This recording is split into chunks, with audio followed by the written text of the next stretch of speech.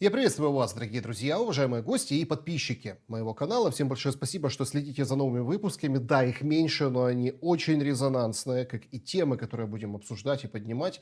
Но я думаю, что очень понравится вам наш разговор с Евгением Мураевым. Сегодня он на связи. Евгений Владимирович, приветствую вас. Здравствуйте, Александр. Почему я так предваряю наш с вами сегодняшний разговор? Потому что я бы хотел сфокусироваться на двух основных моментах. Момент первый – это, конечно же, война, да, и поездки Лукашенко, собирали в ООН заседание по белорусы, да, по удару по автобусу и выступление Китая. То есть очень важные такие тектонические изменения. Причем, если подтвердится визит Лукашенко в Корею, Ким Чен Ыну, то тут вообще просто карт-бланш. Он съездил к Путину, он съездил к Си Цзиньпину, то есть там ядерный зонтик. У Си Цзиньпина международная поддержка, финансовая, понятно, и так далее. И вообще как бы игрок геополитический. А если в Корею еще съездит, то там еще и корейский спецназ. Но давайте тему войны, как и вот этого удара, который будет, все его ждут в ближайшие 72 часа, мы отставим. Все-таки почему я так начал? Вы человек, который занимались бизнесом. Вы прекрасно знали кухню изнутри, отношений, понятий, каких-то, ну, скажем так, не открытых вещей, которые подразумеваются, но вслух не произносятся. Поэтому я хочу начать наш разговор с резонанснейшего подрыва в Монако, где еврейского происхождения, днепровский бизнесмен, в общем-то, который поменял гражданство, попал под санкции от Зеленского, в Монако получает рюкзак с всякой шрапнелью, болтами, в общем, самодельное взрывное устройство. А, Никто не погиб, но вроде как жене, или как пишут разные там спутницы, да, ну, жене Ермолаева оторвали ноги, он сам в тяжелом состоянии, 13-летний сын остался жив, он, ну, скажем так, у него легче травмы, да, вот просто они заходили на это крыльцо, поднимались, и там привели вот это взрывное устройство. Монако, Евгений, как бы обитель всех вот этих толстосумов, богатеев, там даже без охраны ходят они, потому что, в принципе, вот туда даже добралась, скажем так, ответка от криминального, спецслужбистского или какого мира. Как вы оцениваете эти события и о чем они нам говорят? Саш, наверное, это как бы я не занимался бизнесом, все-таки не мой профиль, да, но я могу сказать, что в Монако это раньше был своеобразный заповедник, да, который так или иначе давал безопасность тем, кто купил ее себе у э, королевства, да, соответственно, и там находилось очень много забавных персонажей, да, и до сих пор находится на самом деле, и батальон Монако, да, известен в Украине по группе народных депутатов, да, которые с Давидом Арахамием контролируют на сегодняшний день и Харьков, и налоговую, и многие другие отрасли под предлогом финансирования депутатской группы «Слуги народа».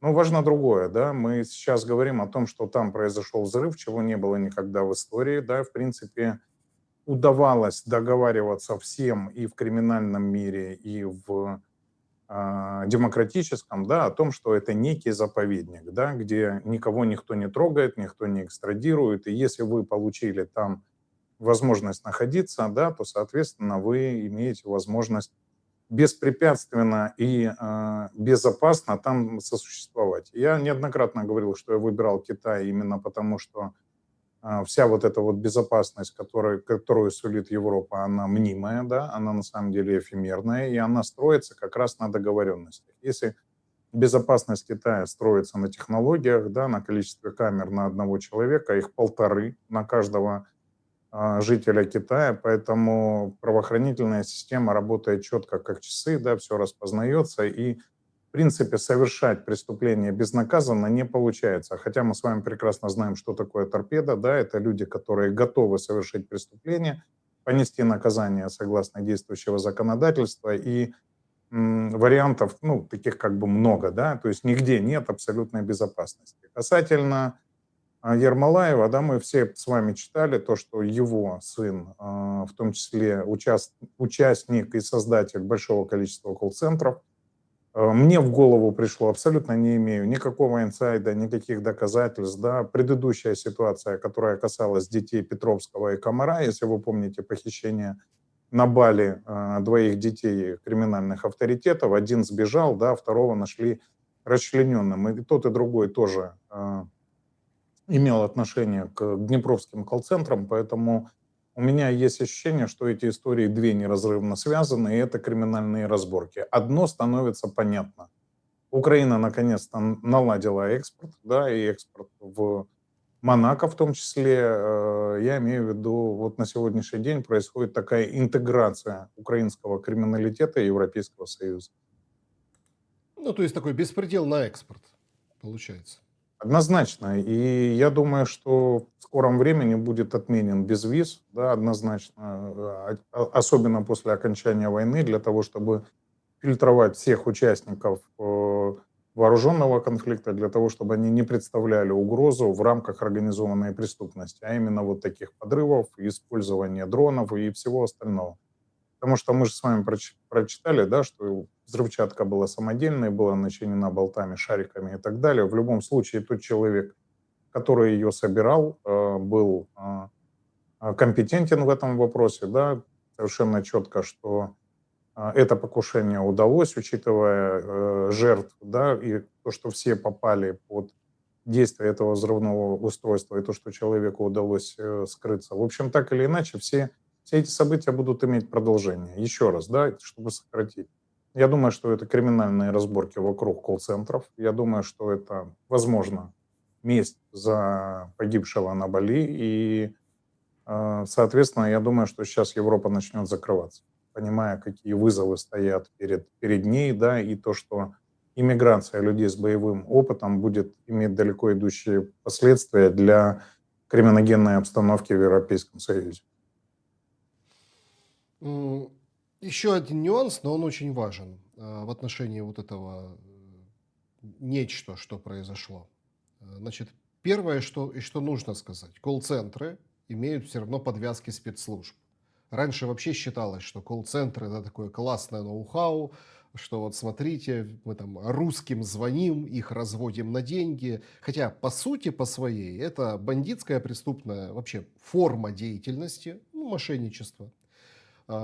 Причем вот тут я хочу отметить, что вот эта романтизация, она быстро улетучилась, когда Россия начала закрываться технологически, ну, то есть и с интернетом, и с телефонами, это там проводили работу очень часто, сами случаи, которые были в России, когда люди теряли деньги, и, в общем, начали ставить блоки достаточно серьезные российские спецслужбы вот этой деятельности. И эти товарищи переключились куда? Правильно, там, где есть деньги. Внутрь Украины, на Европу и вот на другие страны как бы региона. Им, в принципе, это международная преступность, все четко. Но крышу-то от спецслужб никто не отменял.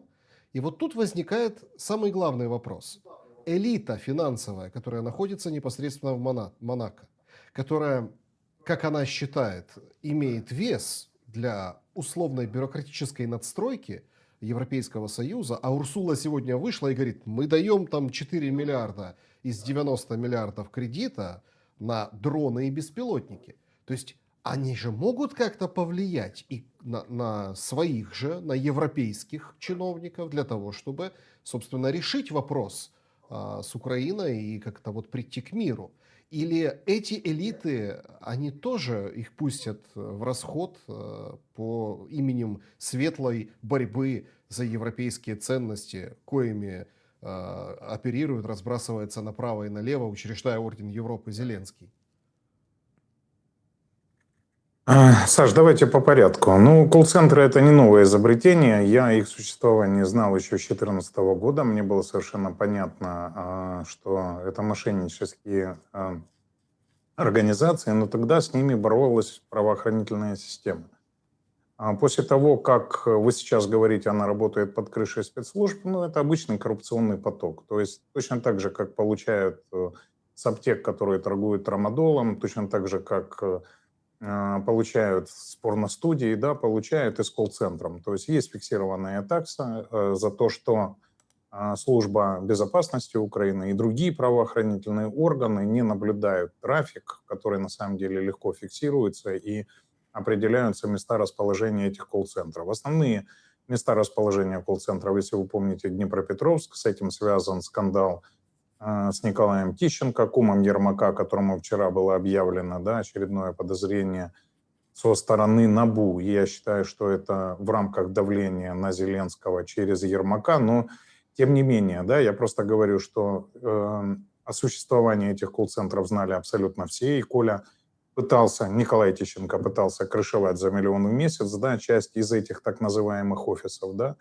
Это основная столица колл-центров, и большое количество, колл-центров, расположенных на территории других городов Украины, работают по франшизе. То есть держатели основных колл-центров дают им связь, обеспечивают им лиды так называемые. Да, лиды – это личные данные, с помощью которых обманывают людей, но вообще это все мерзкая ситуация, да, потому что, как правило, обманывают людей пожилого возраста, да, доверчивых, забирая у них последние сбережения. И пока это не касалось европейских государств, да, вы, наверное, видели, что проходили совместные рейды Интерпола, и ряд товарищей были задержаны в Европейском Союзе, да, при переходе границы, при прохождении границы между Украиной и там Польшей, допустим, да, опять-таки сын Ермолаева тоже имел проблемы и был задержан, и, по-моему, провел в следственном изоляторе порядка года, пока шли суды касательно его деятельности колл-центров с гражданами Европейского Союза, но все это далеко не романтично, да, и все это является, ну, откровенно подлым, низким и недостойным, мне кажется, украинцев поступок. Просто это приносило огромное количество денег. А поскольку вершина всех коррупционных потоков это Зеленский, да, то и службы безопасности, и остальным правоохранительным органам разрешали это крышевать, ну, под предлогом того, что это наносит ущерб гражданам соседнего государства, хотя с военными целями это не имеет, конечно же, ничего общего. Да. Тут под предлогом вот этой мести за пассивность российских граждан, да, на самом деле зарабатывались коррупционные деньги. Это первое. Второе, вы спросили, Саш, я вторую нить потерял, вторую часть Ну так а вопроса. что европейцы, могут ли они повлиять как-то на новые деньги Вы имеете в Турсуна, виду на преступления, которые... Да, я вспомнил, Саш, вы на говорили войну, об на очередном продолжение транше, войны, да. который выделяется на это. Смотрите, европейцев надо делить. То есть есть определенные элиты, которые заинтересованы в продолжении военного конфликта на территории Украины. Это связано с переговорами, которые проводятся между Вашингтоном, Москвой, Пекином, да, и вояж Лукашенко как раз имеет к этому прямое отношение, но надо понимать, что часть европейских элит, банкиров в первую очередь, заинтересованы в сохранении старого мирового порядка, да, тех самых династийных семей, которые контролируют многие отрасли, ну, в первую очередь финансовый рынок, и они, конечно же, ну, настроены на продолжение войны для того, чтобы заставить американцев, Китай и Российскую Федерацию считаться в том числе и с их мнением, чтобы у них был их стул за столом переговоров, о чем постоянно говорит и Зеленский. И поэтому Украина используется как тот самый таран, как механизм влияния и принуждения услышать голос части европейских элит. Остальные, конечно же, и граждане Европы, и бизнес, и новые политические партии, которые отражают чаяния и настроения европейских граждан, да, они не заинтересованы в продолжении конфликта, заинтересованы в нормализации экономических отношений с Российской Федерацией с целью получения не таких дорогих энергоресурсов, которые они получают от Соединенных Штатов Америки, в результате чего, в принципе, стагнация накрыла многие отрасли экономики Европейского Союза и отражаются на покупательной способности домохозяйств и, соответственно, влияют на экономическую ситуацию и политические настроения. Поэтому здесь надо все сепарировать. Одно понятно, что когда конфликт закончится, еще раз повторю свою мысль, да, будут ограничены и введены фильтрационные определенные процедуры, которые не позволят людям с боевым опытом проникать на территорию Европейского Союза, а соответственно, ну, будет, скорее всего, отменен визовый режим, безвизовый режим. И, соответственно, на основании виз путем своеобразной сегрегации, да, эти граждане не будут допускаться. Если мы посмотрим на то, куда сейчас идет война. Да, Зеленский очередной раз демонстрирует кадры, как он обстрелял Московскую область, космический центр в Дубне. Э, Понятно, да, что дроны летят в товарном количестве, 800 с лишним сбивает российская сторона. Украину почуют очень интересными инсайдами о том, что сейчас вот выборы пройдут в Госдуму Российской Федерации, и вот прям точно знают, что сейчас будет мобилизация, 500 тысяч еще наберут, и, в общем, пойдут воевать. А, И планы такие прям вот как там говорят, инфа-сотка. Да? Инфа-сотка, все, там журналисты делятся, там украинской правды, других изданий делятся инсайдами, вот сейчас это все начнется. А у Зеленского отщелкивают вот эти 40 дней, да, в момент которых он как бы должен принудить Путина пойти на соглашение.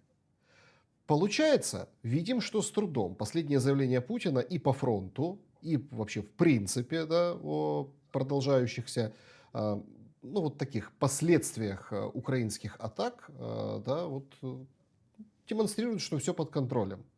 Посмеиваются, конечно, с всяких там помоек Банковой над этими словами, там опровергают, километражи рисуют, какие-то вот эти все, скажем так, моменты. Но главное, мы, по-моему, вот потеряли нить. Вот все-таки эти 40 дней, объявленные Зеленским, это есть какой-то дедлайн для него?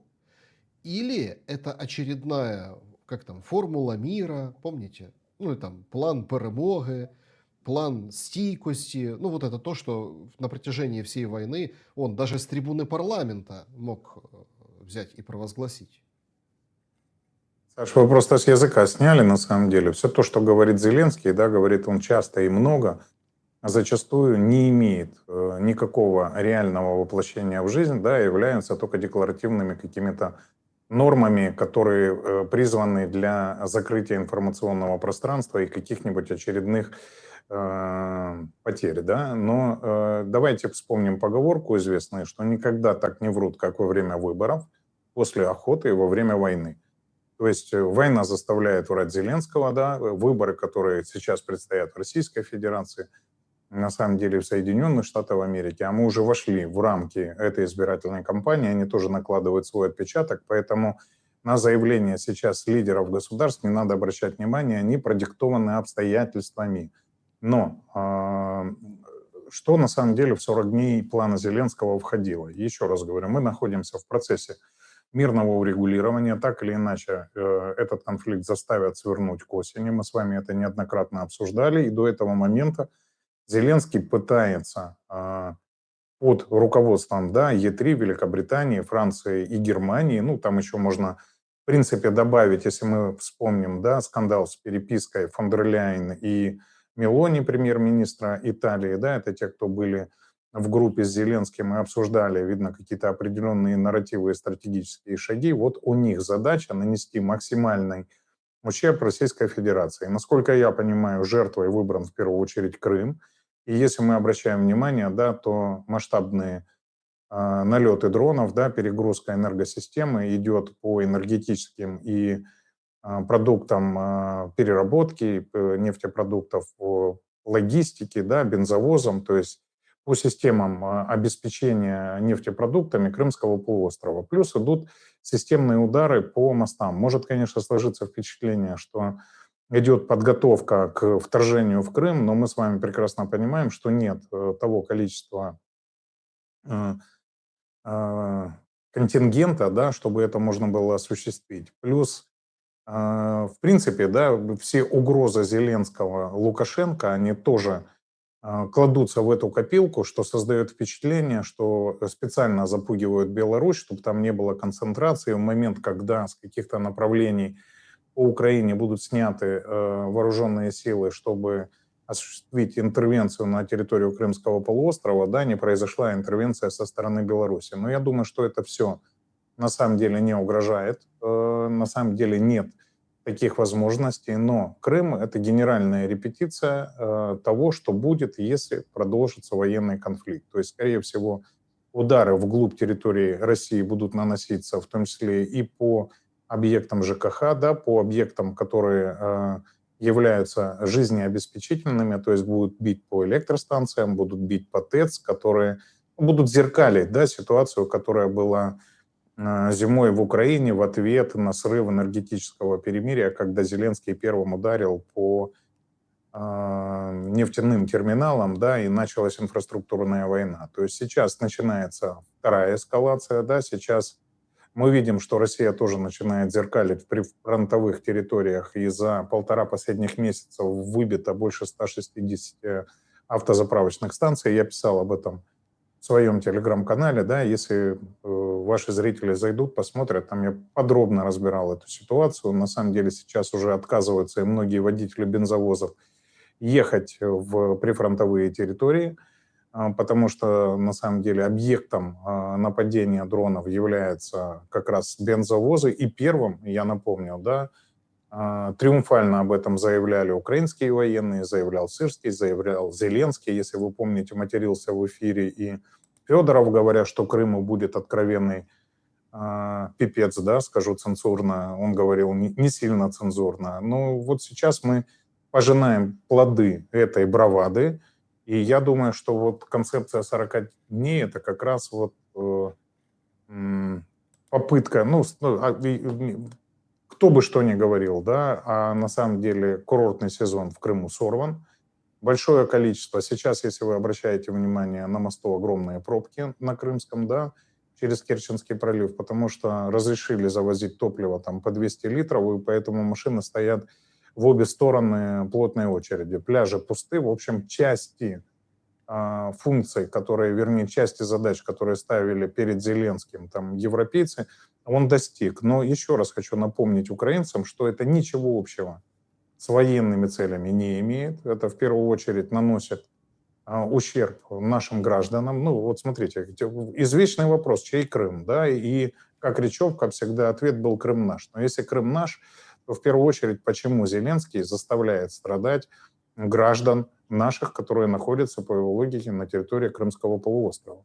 Учитывая, что Крымский полуостров сейчас не представляет никакой военной угрозы, да, мы понимаем, что на территории Херсонской и Запорожской областей, которые сейчас не являются контролируемыми Украиной, в принципе, никаких подготовок для штурма там, Одессы или каких-то других спецопераций не планируется. То есть, по сути, идет целенаправленное отторжение наших граждан, да, и невозможность в будущем говорить о возвращении их дипломатическим путем, потому что формируется устойчивый образ врага в лице Украины действиями украинского режима. Китай, который выступил за немедленное начало переговоров между Россией и Украиной после визита Лукашенко и на фоне вот этих, ну, опять-таки, интересная версия, которую вы высказали, да, о том, что, ну, условно, да, чтобы атаковать Крым, да, а тут с севера не поперли, и поэтому вот это вот сейчас вот эти танцы вокруг Беларуси, белорусского направления. Одни говорят, что угроза снята, Зеленский победил ретрансляторы, другие говорят, что нет, все еще как бы только может начаться, третьи говорят, что начнется, но в направлении Черниговской области, то есть вот там, где эвакуация прошла недавно. То есть, ну, вообще как бы стратегически очень интересно так взглянуть на карту и понять вот этот как бы как в пинг-понге, игру по углам, то есть север-юг. Да? Тут как бы действительно есть доля рацио. Однако кто-то посмеялся над Китаем, ну потому что дежурная фраза «давайте устраним первопричины конфликта», ну и так далее. Кто-то сказал, что это очень знаковое его проявление, которого ждали, вот ждали такого проявления Китая, который взялся всерьез за вопрос регулирования на, скажем так, ну вот в этой войне. Потому что в прошлый раз, вы помните, друзья мира, пункты китайские, они как бы, да, вот уже ушли в историю. Как вы отнеслись к выступлению представителя Китая на ООН? Действительно ли Китай включается? Если да, то как? Саш, я вообще вижу по-другому и более живописным этот мир. И я считаю, что на самом деле, если вы прочитаете, ну, мы живем на пороге слома старой мировой системы, однополярного мира, как бы это банально ни звучало. Но в любом случае функцию гегемона выполняли Соединенные Штаты Америки. Дальше вспоминаем, да, их стратегию национальной безопасности, в которой они Россию считают страной регионального влияния, а Китай единственным конкурентом. Если мы предполагаем, что слово «конкурент» мы можем заменить на синоним, да, как «противник», то тогда все действия, которые проводили Соединенные Штаты в последнее время, ложатся приблизительно в одну логику. Смотрите, нападение на Венесуэлу и похищение ее президента. Попытка взять под контроль нефтересурсы Ирана, война в России, да, все эти три страны являются поставщиками энергоресурсов в Китай. То есть, ударив по трем странам, взяв под контроль их ресурсы, по сути, берется под контроль экономическая ситуация в Китайской Народной Республике. Поэтому я на эти действия смотрю как на слаженную концепцию. Как вы думаете, один я так эту ситуацию вижу? Или Китай тоже понимает, что несмотря на то, что Трамп там целует, танцует, обнимает, прилетает, так или иначе у него за пазухой спрятан большой-большой кинжал. И, соответственно, они, я имею в виду элита Соединенных Штатов, понимают, что именно Китай является основой угрозы и гегемонии. А что такое гегемония? Это право лишать любую страну суверенитета, навязывать им свои правила игры и получать от мира все. Если помните, мы с вами обсуждали, да, плазу, это когда за счет обесценивания американской валюты проблемы американской экономики были переложены на Европу, в первую очередь на Японию, да, сейчас об этом заговорил Мерц, но так или иначе это позволяло, вот эта вассальная зависимость всего мира от Соединенных Штатов. Сейчас она под угрозой, и сейчас все действия, которые предпринимают Соединенные Штаты на всех полях сражений, в первую очередь направлены против Китая. Поэтому вояж белорусского лидера, да, Александра Григорьевича, у которого умудрился, да, выстроить прагматичные отношения с Соединенными Штатами, да, является в союзных отношениях с Российской Федерацией, имеет прекрасные деловые отношения с Китаем, огромные инвестиции, которые в размере десятков миллиардов долларов инвестированы в экономику Беларуси, построено несколько свободных экономических зон, где производится огромное количество товаров китайскими товаропроизводителями, да, она позволяет проводить переговоры уже достаточно высокого уровня, не такого, как какие-нибудь спецпредставители, назначенные там Трампом или Путиным в виде Келлога, да, там, или Дмитриева. Это руководитель суверенного государства, это президент страны, его визит имеет совершенно другое значение. Вот он как раз сейчас происходит в рамках союзников Китайской Народной Республики. Да, они просто так упомянули Северную Корею. Поэтому принимаются сейчас стратегические решения.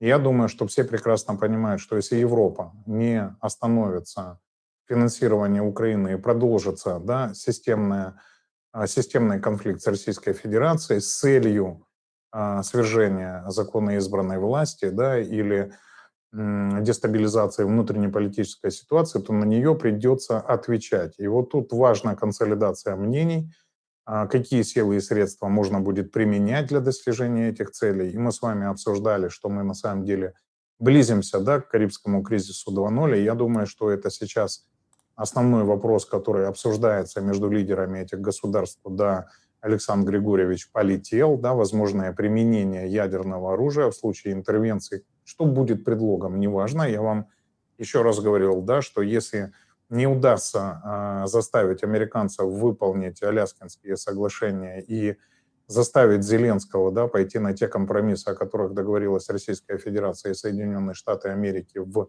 Анкоридже, да, то, скорее всего, будет удар по предприятиям, которые обеспечивают комплектующими для сборки дронов, которые при помощи американских разведданных наносят удары по нефтяной инфраструктуре Российской Федерации, то есть, скорее всего, это будет удар по Молдове, прибалтийским странам, да, еще ряду стран Европейского Союза, сейчас не готов понимать, обозначать их все. У меня, во-первых, нет этих данных, но я понимаю, что достаточно будет ударить по одной стране, которая связана с остальными европейскими странами, да, 5-й статьей Устава Североатлантического альянса, и показать, что это не работает в условиях выдвижения параллельно ядерного ультиматума. То есть имеется в виду, будут нанесены удары по предприятиям, которые являются законными целями и производят средства поражения для украинской армии, с ультиматумом в случае ответа применения ядерного оружия.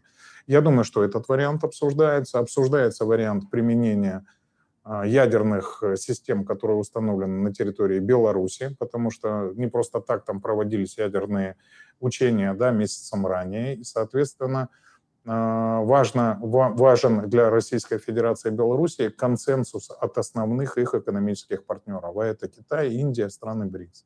Вот этот вояж, на самом деле, это означает, это тревожный знак для Зеленского, поэтому он истерит, поэтому делают громкие заявления европейцы, понимая, что Китай, понимая, что эта война ведется против него, может просто моргнуть глазом. Мгм. По поводу истерики Зеленского. Ну, смотрите, сейчас вот выходят рейтинги опять. Ну, понятно, к ним отношение очень такое поверхностное, но складывается впечатление вот общее. Вот если мы посмотрим, как это, сегментарно, да, то есть на сегменты политики, понятно, тут война. Война используется Зеленским как шоу, как повод найти те или иные победы. Ну вот смотрите, дроны на Москву, там удары по Крыму, удары еще куда-то. Вот мы тут победили, вот горит НПЗ. То есть это все создается медийная картинка, она кладется в копилочку электоральную. Ну, простите, какой Мазепа, какой орден Европы? Это действия и шаги, которые предпринимают, чуя или зная точно наверняка, условную дату выборов. Есть мнения, такие инсайды, опять подтвердится, не подтвердится. Знаете, мне так нравится, сейчас все говорят, там, вот, ссылаясь на источники. Такое ощущение, что источники в офисе президента есть у всех. Мне такое ощущение сложилось последнее. Даже у меня есть отдельное. Но, опять-таки, тут вопрос, подтверждается, не подтверждается, какие обстоятельства будут, собственно, играть. Так вот, источники говорят, что, в принципе, вот это все как бы суммируется и складывается на ноябрь-декабрь в быстрые перевыборы Зеленского на фоне отсутствующих конкурентов. Он берет тяжелую для России, но паузу в войне для того, чтобы переизбраться, переизбирается, и, в общем-то, дальше правит бал. Я не просто так с вами начал разговор с Монако. Мы забываем очень такую важную, вы так намекнули на нее, да, но я хочу акцентировать. Вы сказали тогда слово «месть». Месть за Бали, месть за... Ермолаев жив. Там спутница его, жена, да, с ампутированными ногами, но она жива. Они живы. У этих людей есть возможности. Эти люди, Ермолаев под санкциями Зеленского. То есть только Зеленский лишается вот этого всего, скажем так, статуса, булавы, дальше ему лично очень опасно. Ему лично очень опасно, я считаю. И вот тут-то как раз и возникает такой главный момент. Будет ли переизбираться Зеленский? Будут в ноябре или в декабре.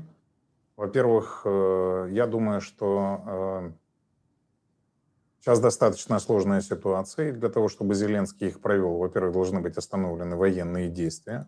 А во-вторых, частью компромисса по остановке военных действий или по заключению мирных соглашений должна быть и будущая конфигурация политическая Украины, да, то есть будут обсуждаться вопросы амнистий, вопросы, наоборот, уголовных преследований, да. Я, на самом деле, 22 ноября прошлого года, когда Трамп выпустил свои мирные предложения из 28 пунктов, вот в своем телеграме написал, как я вижу, должны на самом деле выглядеть эти соглашения. И там подробно изложил план.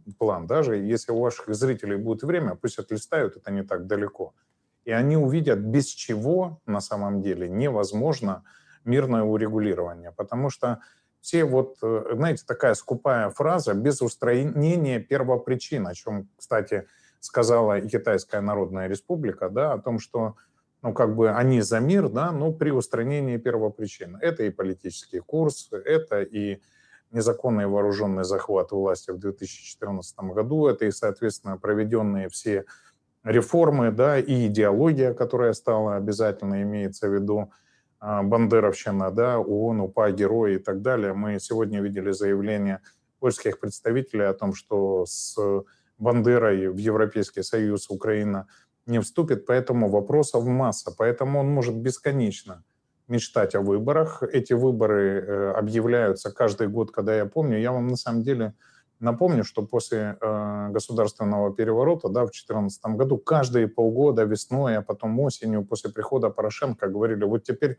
будут точно перевыборы. Вот они будут весной. Доживали до весны, говорили, ну вот весной нет, а вот осенью точно, осенью, следующей весной и так далее. То есть это формирует ожидания, да, это так или иначе снимает небольшое напряжение, да, вот закипевшего чайника, это каким-то образом сдувает протестные настроения, потому что, ну, если выборы через полгода, чего переживать, чего там сейчас бузить и так далее. Поэтому то, что выборы у нас говорят про каждые полгода и при Зеленском, это же тоже факт. Поэтому эта осень – это очередной срок, который ни по каким причинам не может реализоваться. Плюс давайте посмотрим на легитимность этих выборов. Мы же прекрасно понимаем, что все украинцы поражены в правах. Мы понимаем, что узурпирована власть. На самом деле у Зеленского полная монополия на СМИ. Ни у кого нет конкурентных возможностей принимать участие в этом избирательном процессе. Многие политические лидеры, политические партии запрещены неправовым путем решением СНБО. И, соответственно, по многим лидерам этих политических партий возбуждены уголовные дела, и они не могут принимать участие, а без этого, ну, волеизъявления считать демократическим просто невозможно. Плюс невозможно организовать такой короткий период участия наших граждан, да, половина населения страны находится сейчас за пределами, да, часть в Европейском Союзе, часть на территории Российской Федерации, и без них проводить выборы тоже как бы неуместно и не сильно демократично. Поэтому, Саша, отношусь к этому не больше как к слуху. Я понимаю, почему вы вспомнили Монако, да, все предполагали, еще одна из версий, что Ермолаев принимал участие в финансировании каких-нибудь оппозиционных сил, но я, честно говоря, в это не сильно верю, я эти оппозиционные силы просто не наблюдаю на сегодняшний момент, да, все те, кто представляют из себя оппозицию на территории Украины, на самом деле подголосовывают вместе с Зеленским по всем основным и необходимым для него законопроектам, поэтому это привычная имитация оппозиции внутри нашего государства. Да? Ну, какие-нибудь британские оппозиционеры, да, или те, которые находятся на территории Российской Федерации, я их серьезно не воспринимаю, потому что их участие в выборах, мне кажется, маловероятно. Тогда зачем Зеленскому Мазепа? Зачем Орден Европы? Зачем Смотрите, Ленина? Зеленский абсолютно несведущий в исторических вопросах, да, и в идеологии человека. Еще раз, он заигрывает с радикальной частью электората, он пытается переписать историю, дать свое видение и трактовку этой истории для того, чтобы сформировать идеологию, которая будет поддерживать его штыками радикально настроенных националистов, да, которые живут в фарватере того, что УНА и УНСО являются героями Украины, боровшимися, да, за ее независимость.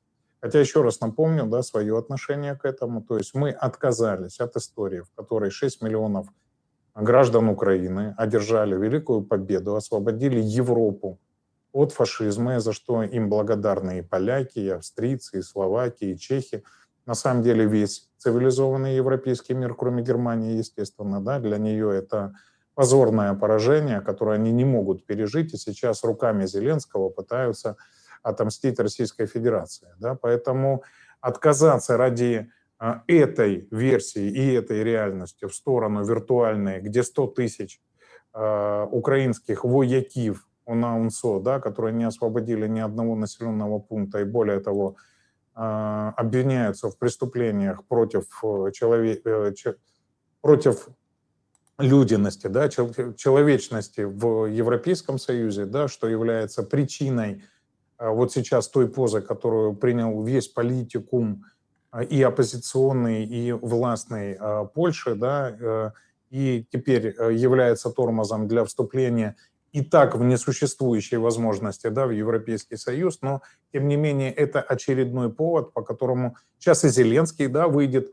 из той ситуации. Нам же Зеленский обещал вступление в Европейский Союз. Он прекрасно понимает, что сейчас все решения, которые будут приняты, открывающиеся кластеры, да, условия не позволят Украине вступить в Европейский Союз. Станет очевидно, да, даже до последнего неунывающего оптимиста, что ну, перспектива вступления, да, в горизонте 10-15 лет. И поэтому ему нужно принять какое-то другое политическое решение. Он сейчас начинает заигрывать, да, с радикальными элементами и становиться вот эту вот националистическую модель, чтобы сказать, мы лучше будем сохранять свою историю, чем вступать в этот Европейский Союз. Он нам и подавно не нужен такой, раз он нас не принимает с нашей версией истории. Поэтому, Саш, Вот. тут очень много...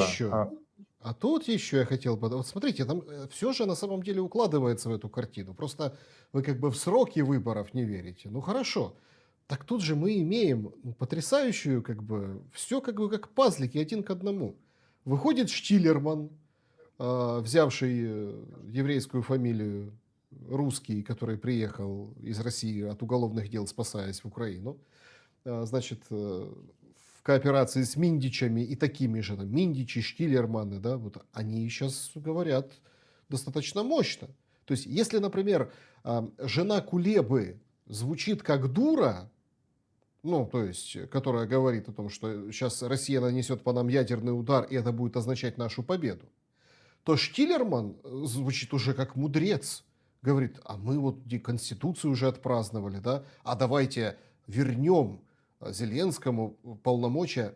Смысл в чем? Смысл в том, что Конституция заточена была как бы президентско-парламентская республика. Потом она изменилась на парламентско-президентскую. Такой же откат, в общем-то, проворачивал нечто подобное Янукович.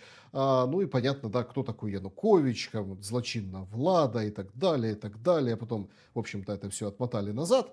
А Зеленский хочет опять. То есть мы, вот этот Штиллерман именем войны и именем дитя отката Фламинго, который должен, по идее, вот эти темы только комментировать, берет и ставит крест, казалось бы, на святом государственно таком фундаментальном мифе Майдана. Понимаете? Это просто вообще что-то неимоверное. Как вы думаете, ну в этом же и есть план. Смотрите, поссориться со всеми, сказать, у нас вот свои герои, свой пантеон, вот у нас мазепинцы, у нас все там, всех, кого надо, перевезем, кости перезахороним. А тут мы вернем полномочия Зеленскому. А тут потом подумаем, а война это как бы не в счет срока, ну это же все-таки война, давайте отмотаем, еще продлим срок, а потом еще переизберемся. Ну замечательно же все, все четко как по нотам. Саша, вы столько вопросов, когда вот свой вопрос формулируете, вы столько аспектов задеваете, что невозможно на каждом не остановиться. Дорогие друзья, вот касательно жены Кулебы. Ну вот представьте, да, ее муж министр иностранных дел. Она владелица магазинов секс-шопа. Вот сколько надо иметь мозгов, чтобы таким образом нивелировать положение своего мужа. То есть вот мы же понимаем, что репутация супруги, да, хоть и жена Цезаря вне подозрения, она все равно влияет на супруга. То есть вообще комментировать ее слова глупо. Но еще раз, да, я 100-500 раз говорил, что украинская элита, Зеленский, да, и его окружение мечтают, чтобы удар тактическим ядерным оружием был нанесен по территории Украины. Это одна из основных задач. То есть стать вот такой тепловой ловушкой, чтобы этот удар не угрожал Европейскому Союзу, потому что оттуда идут основные деньги, и задача диктуется, да, сделать Россию вселенским злом, да, но при этом не получить никакого ущерба, да, а значит спровоцировать удар именно по территории Украины. Отсюда удары Зеленского по Запорожской атомные электростанции дронами, отсюда операция «Паутина», удар по ядерной триаде, по локаторам раннего обнаружения. Все это есть в ядерной доктрине Российской Федерации. Это, безусловно, провокация ядерного удара. Поэтому глупая баба, да, это еще раз артикулирует. И ей абсолютно наплевать, потому что она даже не в состоянии проанализировать то, что говорит ее супруг. Не такой далекий человек, но, тем не менее, если он позволил ей содержать, да, магазины 18+, да, то тоже не сповна розуму такий собі хлопчина. Теперь касательно ситуации с Штиллерманом. Дорогие мои друзья, я напоминаю, что Тиллерман фигурант коррупционного скандала и пленок Миндича. Компания Firepoint фигурирует в переговорах Миндича и Умерова, где Миндич прямо говорит о кэш-ауте. Кэш-аут переведу на русский язык. Это откат. Откат за вхождение арабской компании в капитал этой компании. Что такое Firepoint? Это компания, которая сделана за кредитные государственные средства, куда были вложены со стороны Украины интеллектуальная собственность, да, те разработки в ракетном производстве, которые у нас были, да, и которые пытались так или иначе монетизировать участники этого процесса. И поскольку у Миндича за это болела голова, то вы прекрасно понимаете, что это компания Зеленского, да, которая оформлена на определенных фунтов, да, таких как Штиллерман, который сейчас ведет вот эту риторику, чтобы, знаете, как под пола смести весь мусор. Не убрать его убрать невозможно, потому что тех, у кого все в порядке с головой, да, хорошо с памятью, помнят, да, обнародованные материалы в рамках дела Мидас. Поэтому, дорогие мои друзья, теперь возвращаемся к Конституции, к тому, что он сморозил. Значит, в 1996 году, когда Конституция принималась, да, еще под Кучму, и, соответственно, хотели, да, чтобы это была президентско-парламентская республика, да, там, где президент назначает премьер-министра, министров, то есть является такой ключевой фигурой. В 2004 году, да, когда произошел переворот и к власти пришел Ющенко, полномочия были ограничены. Я почему говорю государственный переворот? Потому что у нас в Конституции четко записано, что выборы президента Украины проводятся в 2 тура. Напомню, что тогда посольство Соединенных Штатов Америки и улица, ими сформированная, да, продавили проведение 3-го тура. Кучма при этом промолчал, да, гарант Конституции, не вмешался, не имея полные полномочия на тот момент, да, не прекратил вот этот антиконституционный приход к власти и не настоял на том, что во 2-м туре победил Янукович. Было уже тогда понятно, что он связан по рукам и ногам коррупционным скандалом с кольчугами. Это были поставки системы ПВО, да, части обнаружения, да, радиолокационные станции, которые были поставлены в Ирак. И Соединенные Штаты тогда начали раскачивать Кучму. Если вы помните, это стало известно чуть позже, в 2000 году, после пленок Мельниченко и убийства журналиста Гангадзе, да, в котором тоже обвиняли Кучму. Поэтому он пошел на попятную, да, по сути. Он был уже ведомым, и к власти пришел Виктор Ющенко. И Конституция была переделана под парламентско-президентскую республику. Да, то бишь премьер-министра избирали в парламенте, его кандидатуру выдвигал не президент, а парламентская коалиция, которая формировалась за счет большинства, да, избранных народных депутатов.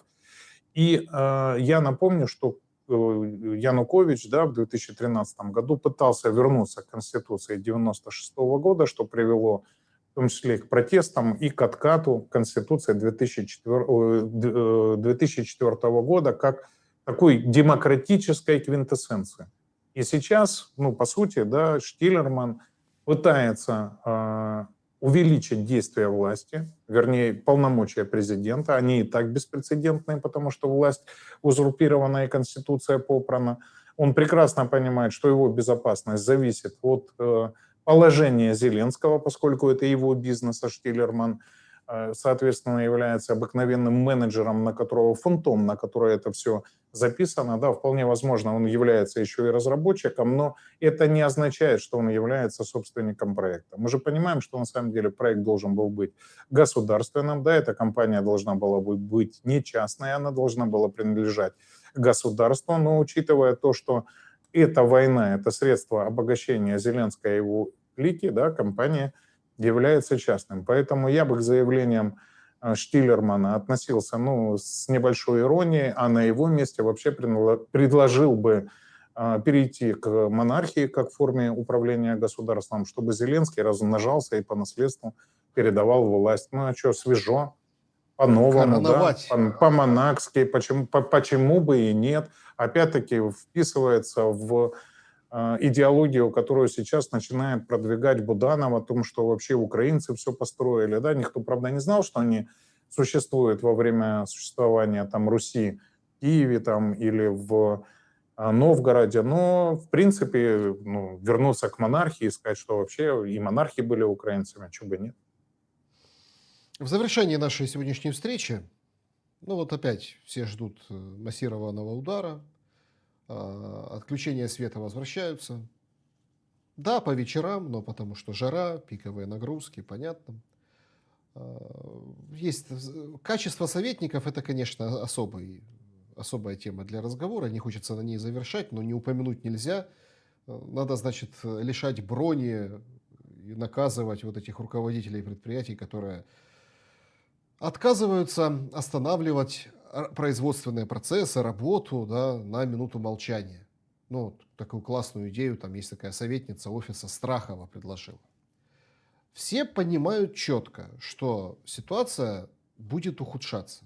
То есть с обстрелами, вы коснулись этой темы выше, да и без обстрелов, то есть тяжелейшая ситуация.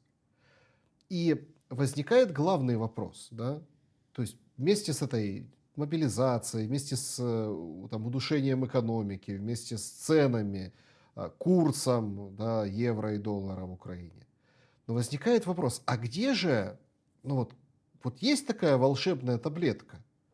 Это вот как там Федоров, ну он же предлагал в начале своей великолепной бизнес-карьеры, он же предлагал по Запорожью лекарства женщинам, чтобы те выпили и похудели. Да? Вот они выпили и не похудели. Денег нет, результата тоже. Федоров этим вот занимался и промышлял там, ну, с молодых ногтей, условно.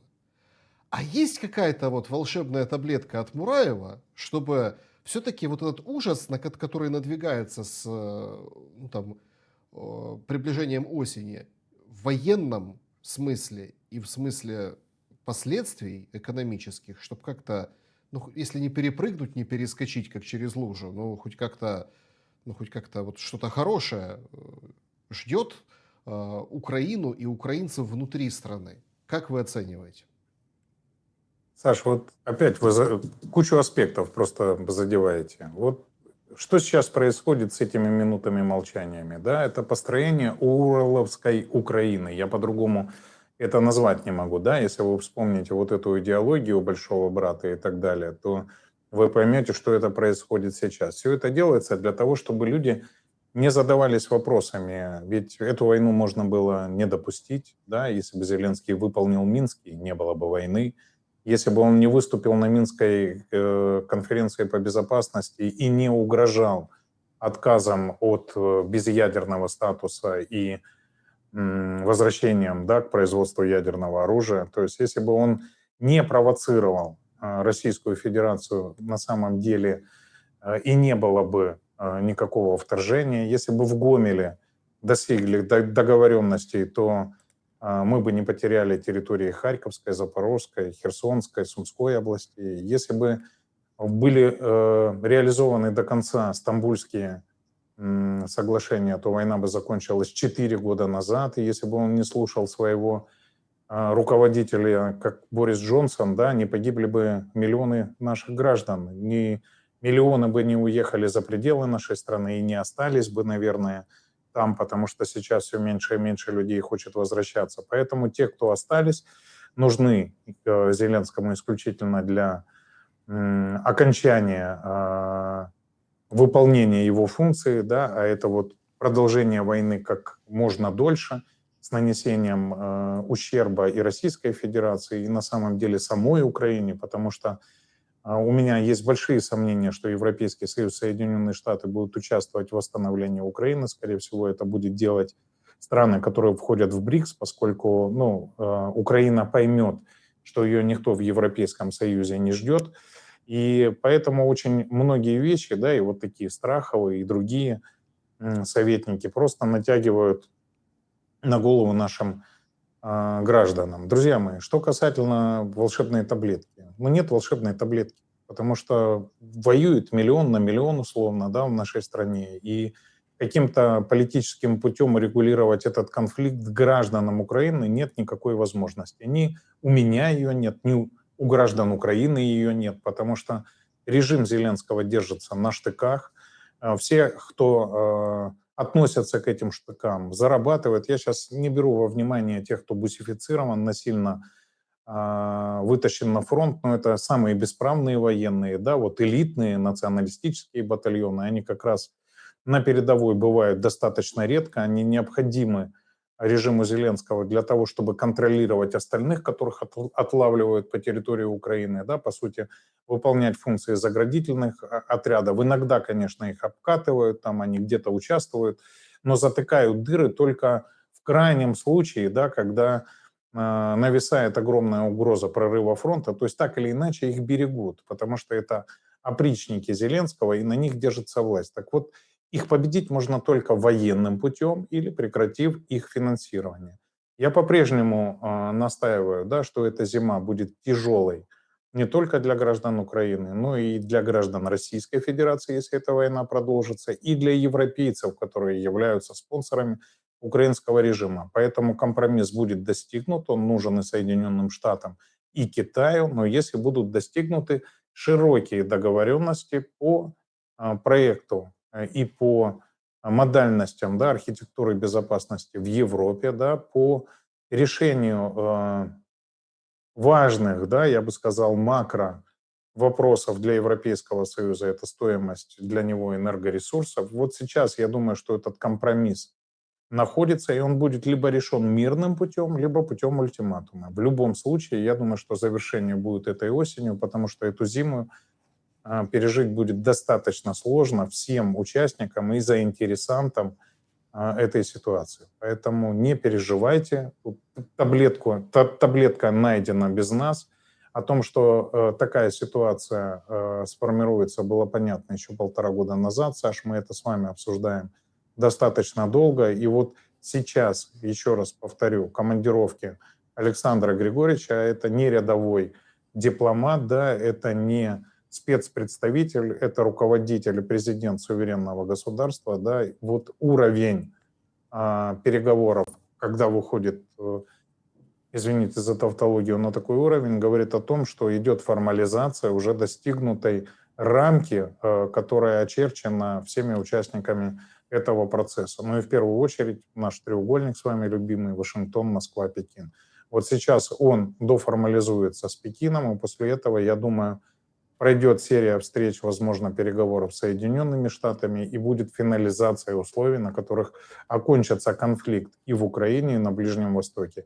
Еще раз напомню, если вы помните, пару недель назад все праздновали победу, то конфликт на Южном Востоке – это звенья той же цепи, да, и что два этих конфликта являются катализаторами для достижения условий мирного урегулирования и формирования условий и рамки, да, нового мирового порядка, новой архитектуры безопасности и распределения сфер влияния. Мы это, Саша, с вами обсуждали не один раз, и это просто лишний раз доказывает то, что конфликт идет к своему завершению и одновременно закончится на всех фронтах.